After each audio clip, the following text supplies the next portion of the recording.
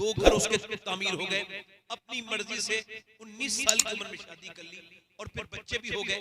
23 साल की उम्र में गाना गा रहा था, गाना गाते गाते गाते गाते जमीन पे गिर गया।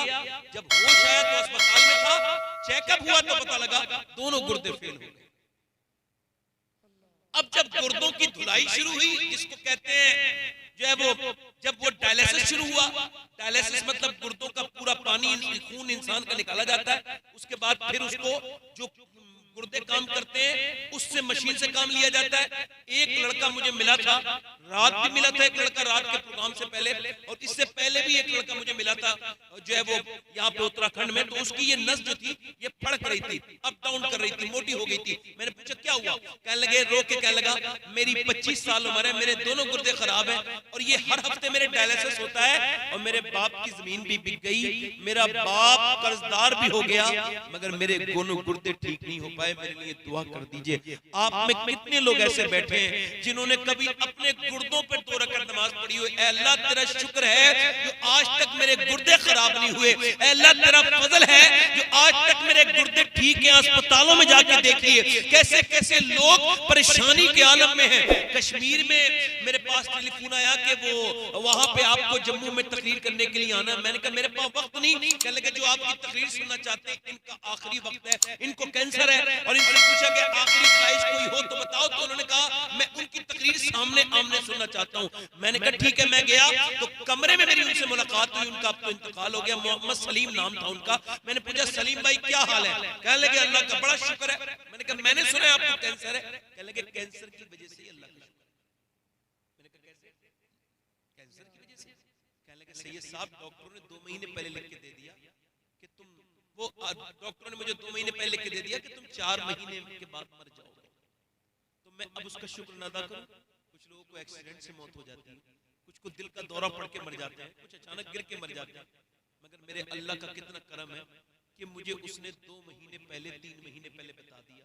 तो कम से कम मैं अपने रब के सामने रो लूंगा, अपने गुनाहों की तौबा कर लूंगा। चूंकि कहने गुनाह बहुत किए हैं, गुनाह याद आते हैं। 2 महीने के बाद एक अंधेरी कब्र में जाऊंगा, एक अंधेरे कमरे में मेरा दम घुटता है, कब्र में जाऊंगा, पापी हूँ, तो उससे यही कहता हूँ मालिक गुनाह बड़े किए, मुझे माफ कर देना।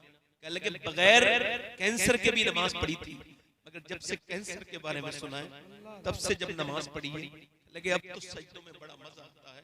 जब नमाज पढ़ता हूँ तो आंखें डबडबाने लगती हैं और कांप के कहता हूँ मालिक 2 महीने के बाद अब तो उसका इंतकाल भी हो गया, मेरी उम्मीद है कि अल्लाह ने उसे जरूर बख्शा होगा।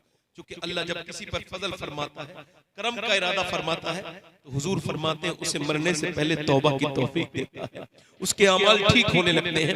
जरा गौर तो करो, ये तो एक मामला है। दूसरा मामला अभी कुछ दिनों पहले एक लड़के का भेजा, गाड़ी के एक्सीडेंट होने की वजह से रोड पर उसका बिखर गया था भेजा, और उसके सर को हटा के अलग को उसे ले गए थे। तो पता लगा वो जब जा रहा था तो गाना सुन रहा था, कान में उसके आईपॉड लगे हुए थे, वो निकाले तो पता लगा ये लड़का गाना सुनते सुनते मरा है। उसके मोबाइल में गाना उस वक्त भी चल रहा था, खत्म नहीं हुआ था। इसका मतलब ये उसी की वजह से हॉर्न की आवाज नहीं आई और ट्रक ने उसको कुचल दिया और कुचला गया। अब हुजूर फरमाते जो जिस हाल में मरेगा उस हाल में उठाया जाएगा। अब जो गंदा गाना सुनता हुआ मरा है, अगर वो गाना सुनते हुए उठाया गया तो क्या होगा? बताओ नौजवानों, आपने क्या समझा कि जिंदगी यूं ही है? नहीं नहीं मेरे दोस्त, जिंदगी यूं ही नहीं है। कभी सोच और गौर कर, एक आदमी अस्पताल में भर्ती होता है 80 साल का, उसको सांस लेने में दिक्कत थी, 1.5 दिन अस्पताल में उसको मशीन लगी, ऑक्सीजन लगा, ठीक हो गया। 1.5 दिन में मगर बिल आया 90,000 का। डॉक्टर को देख के रो लगा। डॉक्टर ने कहा पैसे ज्यादा लगते हैं जो रो रहे बड़े मियां? नहीं नहीं, अल्लाह ने इतना दिया है, आपका पूरा अस्पताल खरीद सकता हूँ खड़े खड़े। का फिर रोते क्यों हो? तो इस वजह से रो रहा हूँ कि तेरी इस मशीन से 1.5 दिन सांस लिए तो तूने 80-90,000 का बिल बिठा दिया, और मैं 80 साल से अल्लाह की हवाओं में सांस ले रहा हूँ। मैंने कभी सोचा ही नहीं कि सांस लेना कितनी बड़ी अल्लाह की नेमत है। मैंने कभी सोचा ही नहीं कि सांस लेना, जिससे गुर्दे का इलाज कराया उसे तो लाखों दे दिए, जमीन बेच के दे दी। जिससे दिल का इलाज कराया उसे तो लाखों दे दिए, मगर जिसने दिल दिया उस रब के सामने सजदे नहीं किए, उसका कभी शुक्रिया नहीं अदा किया। जिसने गुर्दे दिए, ये इंसान की नाक है, इस नाक के अंदर बीच में एक रग है जो सूंघने पर जो सूंघने का काम करती है, खुशबू और बदबू।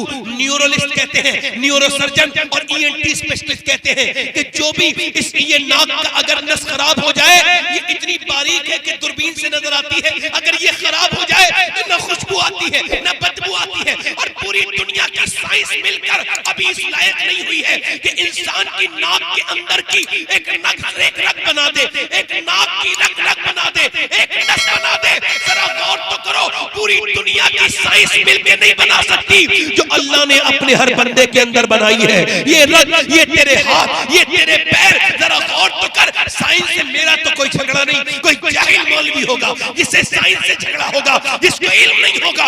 मेरा तो साइंस से कोई झगड़ा नहीं है, क्योंकि साइंस किताब तहकीक है, कुरान किताब तखलीक है। मतलब क्या है? मतलब ये साइंस ये कहता है कि सूरज जो है 1.25 लाख मील दूर है।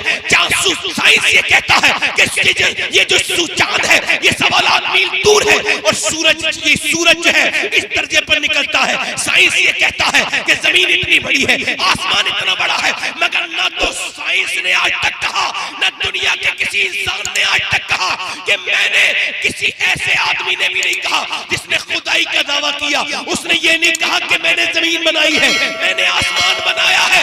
मेरा रब है जो ये कहता है ये जमीन भी मैंने बनाई है, आसमान। नाराए तकबीर, नाराए रिसालत।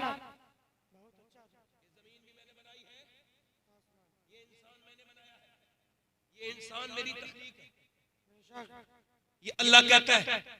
इसका मतलब ये है कि हमने कभी सोचा नहीं, अल्लाह के करम को देखा नहीं, कभी गौर नहीं किया अपनी नेमतों को, और मौतें आ गई हमें, कब्रों में चले गए हम अपने रब को भूलते भूलते। जरा गौर करो, वो लड़का जो गाने गाता था, अब उसका एक घर बिका, दूसरा घर बिका, बीमारी में लग गया, उसकी गाड़ी बिक गई, नौकर चाकर खत्म, अब कुछ नहीं बचा उसके पास। उसने भीख मांगना शुरू की, कोई भीख भी नहीं दे रहा है, सबने रास्ते तोड़ लिए, सबने रिश्ते तोड़ लिए। तभी तो कहता हूं मेरे दोस्तों, गरीबों के रिश्तेदार ज्यादा नहीं होते, अमीरों की रिश्तेदारियां ज्यादा होती हैं। क्यों? क्योंकि गरीब गरीब है।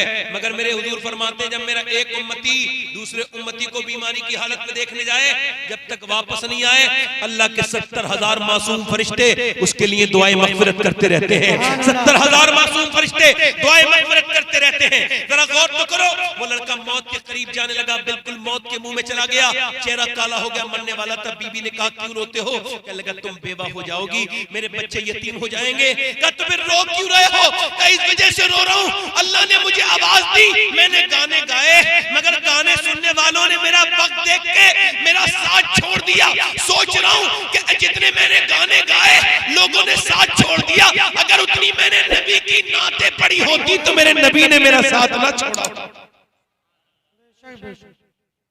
आंखें तब खुलती हैं जब आंखें बंद होने वाली होती हैं। अगर उस वक्त में क्या फायदा होगा बेटे, मेरे भाई, उस वक्त में क्या फायदा होगा? मेरी तरफ देख, ये जिंदगी की अल्लाह ने तुझे दी है। मैं आपसे पूछता हूँ, ये इंस्टाग्राम के लिए दी है, फेसबुक के लिए दी है, यूट्यूब के लिए दी है? नौजवान लड़के 6-6 घंटे मोबाइल देखते हैं, 24 घंटे में 6-6 घंटे मोबाइल देखते हैं। इसका मतलब समझ रहे हो? ये नौजवान 10 साल के बच्चे बर्बादी की तरफ, 12 साल के बच्चे बर्बादी की तरफ, छोटे छोटे बच्चे बुरी बुरी हरकतों में मुलव्विस हो गए। हमने अपने बच्चों को देखा नहीं, गौर नहीं किया, चूंकि माँ बाप भी उसी में लगे हुए। बाप भी जब बेटे के सामने मोबाइल चलाता रहेगा, बेटे से बात नहीं करेगा, अरे बताओ तो बेटे जैसा खिलौना मिल जाएगा कहीं? बच्चे कितनी बेहतरीन नेमत है अल्लाह की, मगर आजकल मोबाइल से तो खेलता है, बच्चों से नहीं खेलता।